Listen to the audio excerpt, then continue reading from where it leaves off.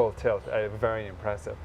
Big night again, and for her first 5-star success like that, a little bit, I won't say a surprise to her, because she's been ticking along quite nicely through the season. It wasn't a surprise. Anybody who's been following her on the horse, maybe you're not that surprised. She's had a few very good results, top 3 results, I believe, already this year. NetJets Grand Prix. Yeah, in the NetJets Grand Prix. And she looked very convincing that night.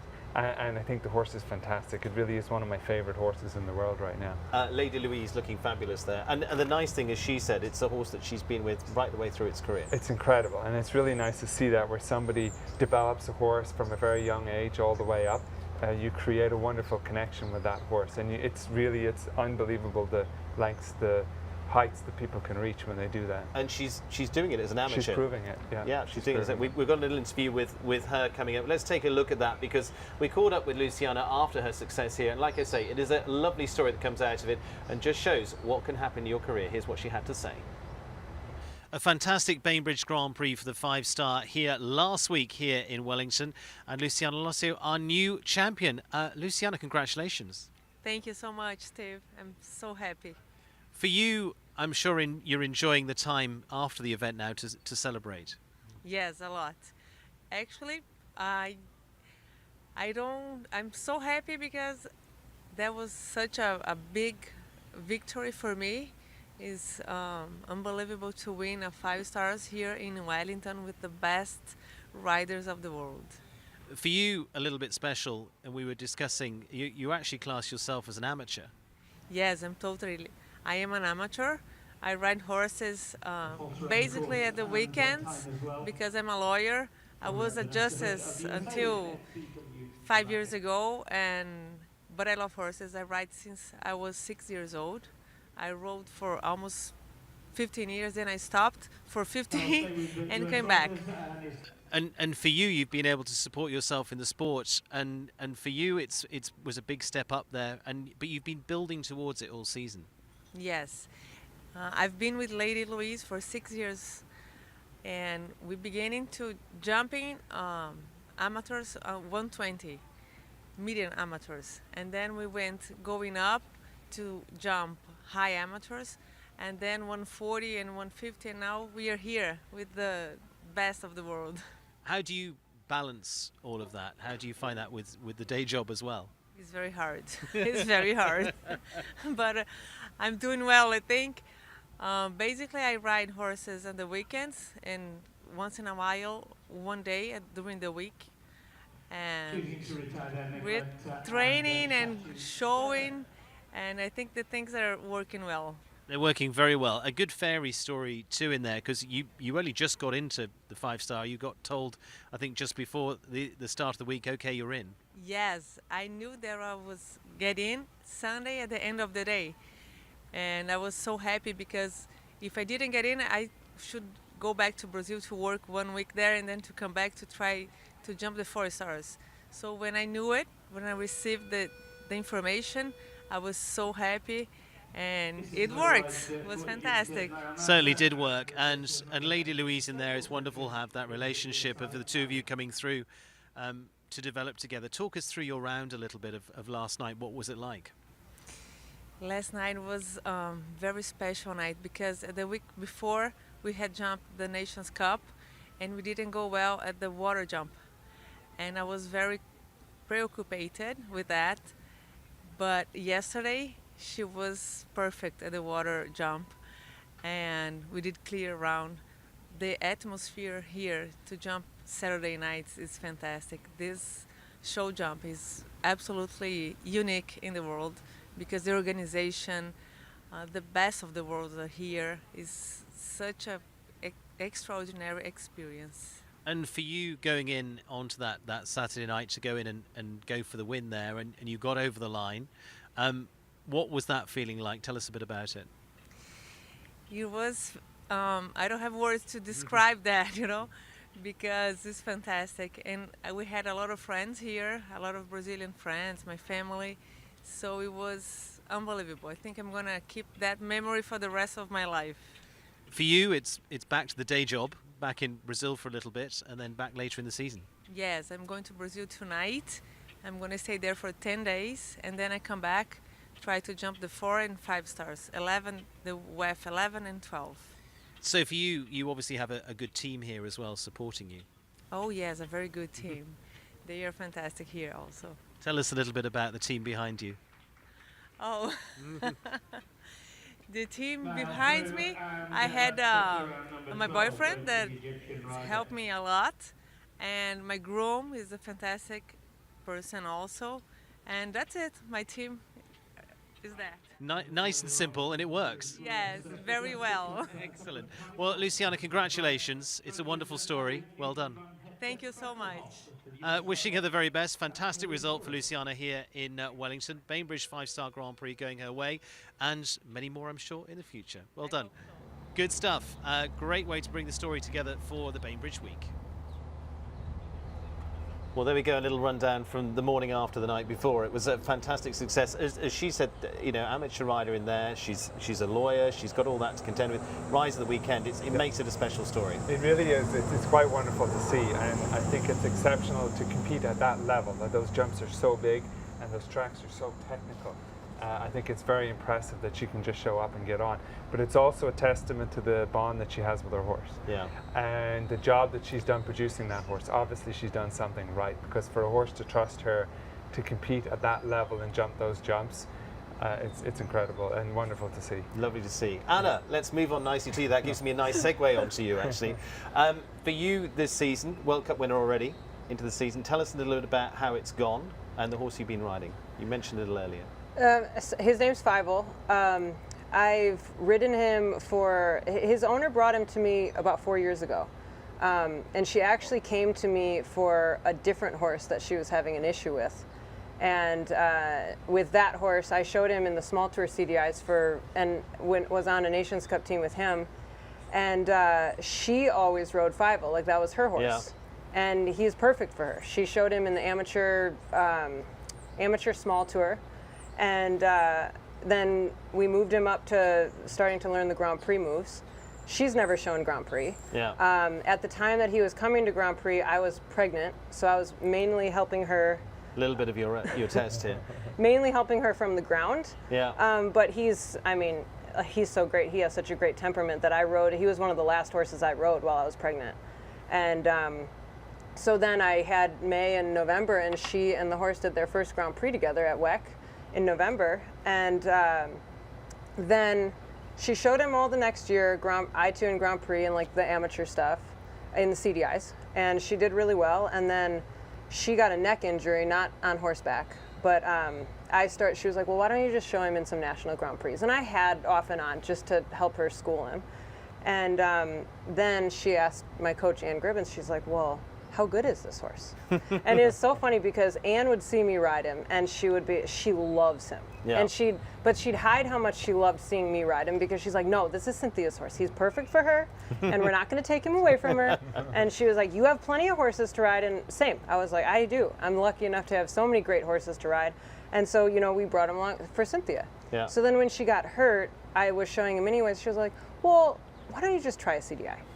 And so I was like, gladly, try to CDI. So then we did, and he was really good. And so then she took Anne aside, and she was like, is this horse really that good? Should Anna just show him this year and we see what happens? And so then Anne was like, she brought it up. Yeah. So it was here we her are. idea. Yeah. So And- we're a World Cup behind us this season. You obviously, as you mentioned, other horses in there. Firefly that you rode onto the team to that top gold into Pan Am Games as well. So you've got some choices. Yeah.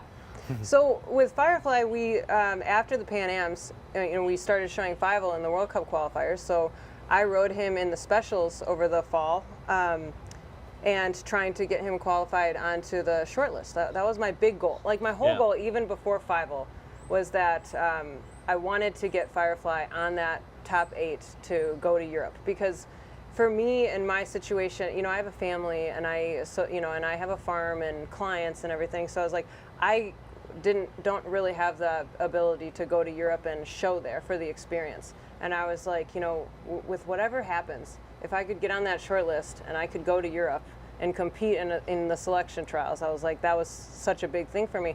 And then with Fievel then coming along and qualifying for World Cup, and actually Thomas he was like, you need to go for it. You need Yeah. to come to this last show. He was like, you can do it. And so we did. We're like, all right, we're gonna go for it. See what happens. Yeah. Excellent. And so it's so awesome to have these two horses at the same time. And horses that I really, really love. yeah. Yeah, I love them and I feel like they love me, and it's really fun. Going to be an interesting week, and the man next to you is the man that was winner here last year, Frederic Van Dres. For you, how's this week feeling? Back with Bluetooth. Yeah, you're right. I'm lucky now to be here the 4th year now in a row, and Bluetooth is having his first international show this year. It's our kind of beginning for the season which comes. All eyes are already for the summer, for Paris, and of course I would lie if I say that we are not looking to it, but I'm a very superstitious person and I always keep it super chilled, especially for Germany. It's very hard to get one of those 3 spots in the end, but I think Bluetooth and me, we are a super combination, and we try to have our come out here in the arena. And we'll have a little look at some of you in action last year as well, but of course then it followed on to a medal at the European Championships as well. Yeah, that season here in Wellington, that helped us already often enough to develop really the horses into a good condition, bringing them back to Europe and showing what we kind of worked here day by day with a lot of more time than we're having it a little bit in Europe. Here I could really focus on Bluetooth and the competition horses. And then I feel a little bit that I'm one step ahead of the other ones, which are then starting to compete when I come back already and kind of have that little step ahead already. Hopefully, we will see that. But yeah, I'm excited about this week. For you, winner in Lyon as well last season, or 83.415 into the freestyle from there. How are you feeling about this week? Yeah, you said it, Lyon we did a World Cup, but we had not the World Cup as a goal to do because it didn't fit for the timing for this horse. So we just wanted to do one more indoor show before we give him the kind of holiday, which he was very looking forward because he had a long season already in Europe, the German Championships, Aachen, and then the European Championships. That was super successful. He always developed better and better, and then he was spending some months now out of the competition scene. We worked a lot on the details together with the German team coach Monika Teodorescu. I'm lucky that she's here this week too. So she extra flew in to support me this week here. So it's a very important start into the season, and hopefully everything goes fine, but we are looking forward. And it's been a good while with Hofkasselmann now. You've got plenty of horses to keep you busy here. Yes, in total we brought 22 horses, everything together, like sales horses, clients' horses, and also my competition horses. And that's quite a lot to do, and we're a small team, but we're working pretty good together, and everything is hand in hand. And we are very happy to be here now, like I said, for the 4th year now. So Andrew, you guys haven't got the advantage on just big barns here. No. For the two of you this week, you're obviously going to be up against each other in different competitions here. Who do you see as the contenders this week? How do you think this is going to play out? Who are you looking out for? Anna, let's start with you. Who's? Well, I can't wait to see Bluetooth. Yeah. Because I remember a year ago when I was here at the 5-star and I finished my ride so that I could run up and watch him warm up. Yeah. Thank you. You can do that again. I know. And so it was exciting when I found out that Bluetooth was going to be here, because I remembered his ride from last year, and also really admiring how he rides, and the softness, the relaxation, everything that you want in watching a dressage test. And so so I'm of course excited to see him compete. And support the other Americans, everybody that's trying to your fellow Americans? Everybody we've got Ashley Holzer, and we've got Erin Nichols, who's young and doing her first 5-star. Who else do we have that's competing? We have Jan Ebling is competing. So there's it's going to be really fun. It's good who's who in there to get set up for the season. Yeah. Frederic, from your point of view, you've obviously been here all season. Who have you been keeping an eye on? I learned over the years, that's what all the trainers and also mental coaches kind of teach you. Because years before I was looking every rider, who is coming, who has which horse, and it took me too much energy a little bit to keep not my focus on myself. Yeah. So when I'm riding here, I'm riding first of all for myself. I have a goal in front of my eyes. This is in the summer, and everything around, it's kind of, you can describe it, I'm kind of in that tunnel, and what the others do, I cannot affect it. If you show, I hope for you, super good, but I have to focus on my ride, and that's what I try to do, and then we see where we are, and then hopefully everything for everyone works out the best. How do you think you've changed, and the two of you have changed since being here last year, and then, as say, being through Europeans and those India World Cups, etc., which you've got good experience at now? I think we improved a lot in the small details, which makes Yeah. a Grand Prix in the end that good. I hope that we can show it now this week. And for me, important is always, if you always want to be one of those team members one day, it's important that you can show consistency also to the people who choose in the end the team. I think it's good that you can kind of curve a little bit upwards trending and not up and down, that the scores are kind of, one time you have 80, next time you have a 69, so that's kind of unsecure for if you're looking for a team spot. So I try to show my consistency in that arena for that 6 minutes or a little bit more or less, but that's what I'm looking for, and I hope that we worked all that out during the months now we worked at home, and hopefully everything goes fine. What do you consider Bluetooth highlights? What are we looking for in the test that you think, this is really where we'll shine? First of all, I want to present the horse in a super, how can I say it, harmonious way, that Yeah. he's good in the frame, a happy horse, that's what I'm looking for. But of course he has also, otherwise he would not be that high in the world. He has also super potential for Piaffe and the half passes, the whole trot tour, but also the whole picture when you look at the horse from the side is, in my opinion, so beautiful, so elegant, and that I want to present the harmonious ride and the nice horse first of all. Looking forward to it. Say a few shots of last year as well, just to remind you there. But it's another 12 months on the clock for both of you, which has been great success, which has been fantastic. Andrew, from your point of view, we're back over here jumping this week as well, and we're going to take a look at the Brain Juice U25 because also let's take a look at the list that we've got there because it's getting close to the final stage. The final is this week. Francis Derwin, it's an Irishman at the top. Yep. Ansgar Hodges Jr. in second, and Nicole Velasco Magana in third at this point, which actually represents Mexico. Hallie Grimes there, Tom Watchman in the top few, another Irishman in there. And of course Will Martin there of Canada, who went to success in the Young Rider Championships for a gold there as well, and Francis Nina Malave. It's played out pretty well this season. What have you thought of it? I think it's an amazing competition, and I think it's very important to our industry and to the sport that we support these younger riders and give them a platform, because the way the sport has gone nowadays, by the time you get to a 3 or 4 star in a desirable show, it can be very difficult to get into unless you have a higher ranking position. Yeah. So I think it's a really, really useful tool for these younger riders to get some experience where they don't have to go up against some of the pros. Francis Derwin leading. What are the Irish thoughts?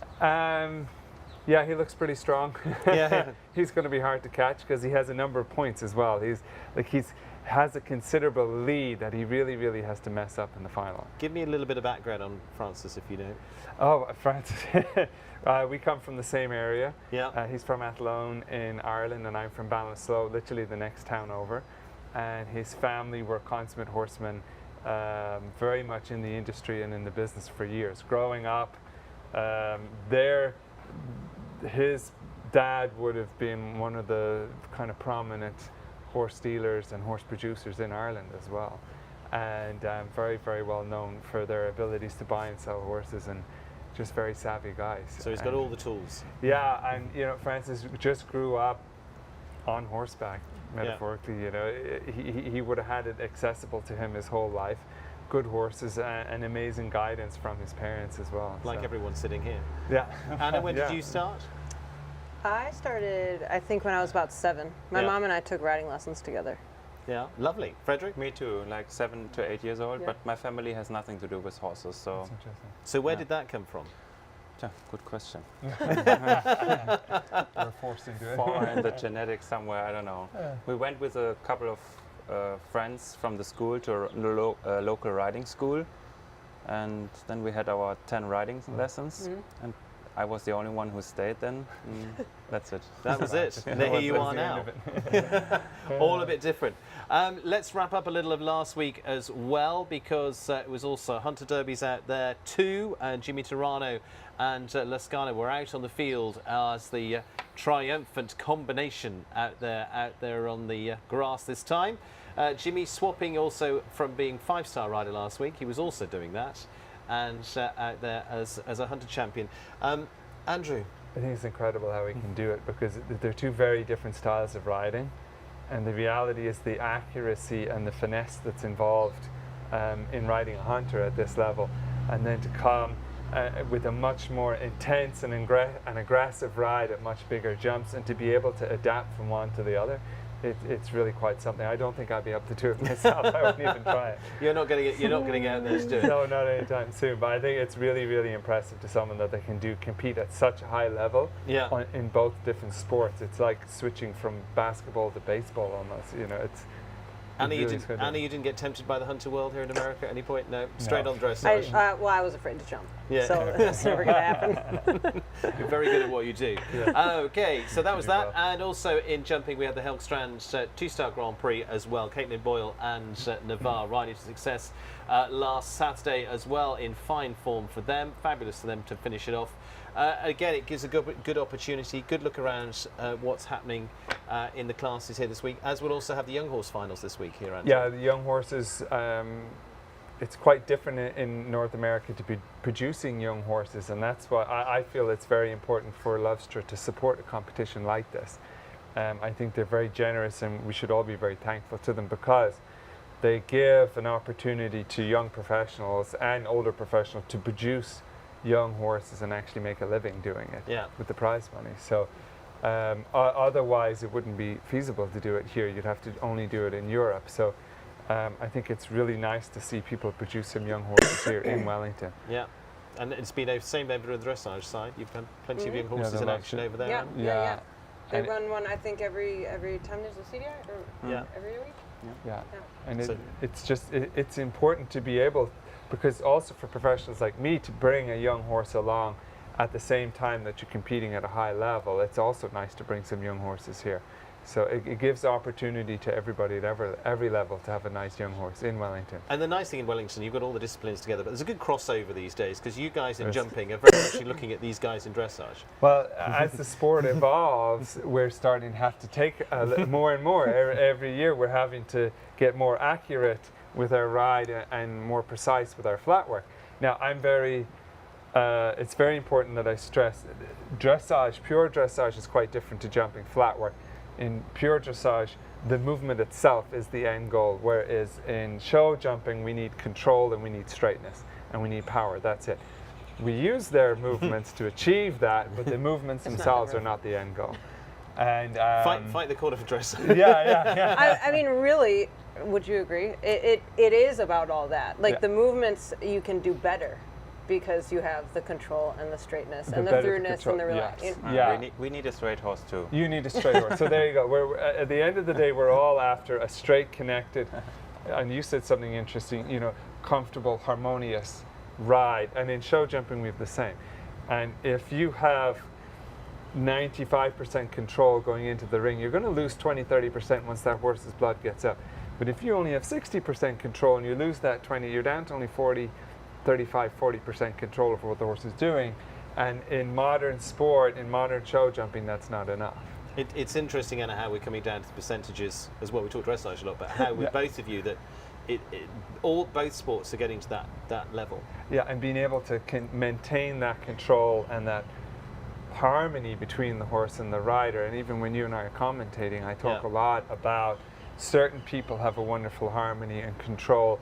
And it's not control in the classical sense that you're breaking a horse's will to do it. You're not, you're going with the horse. Yeah.